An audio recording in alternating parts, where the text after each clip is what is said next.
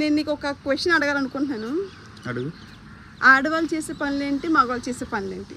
ఆడవాళ్ళు చేసే పనులు ఏంటి? మామూలుగా కదా, గిన్నెలు తవ్వడం, ఇల్లు మెయింటైన్ చేయడం. ఎక్కడైనా రాసి పెట్టారు అలాగా?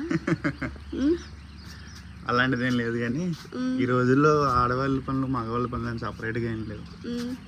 మొత్తం అందరూ చేసుకోవాలి, ఇద్దరు చేసుకుంటేనే ఇంట్లో పనులు అవుతాయి.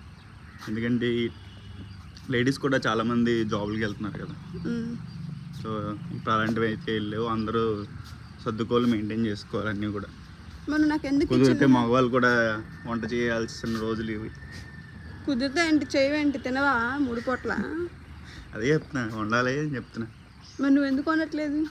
ఉంటున్నావు కదా నాకు కుదిరినప్పుడు. నీకు ఎప్పుడు కుదిరింది? ఎప్పుడండి? ఎప్పుడైనా ఒక రోజు నా కోసం ఒక పప్పుచారు చేసి పెట్టావా? నాకు ఎంత వచ్చాయి అంతలో చేస్తాను. ఎంత వచ్చాయి? అసలు ఏం చేసావు? ఎంత వచ్చింది నీకు?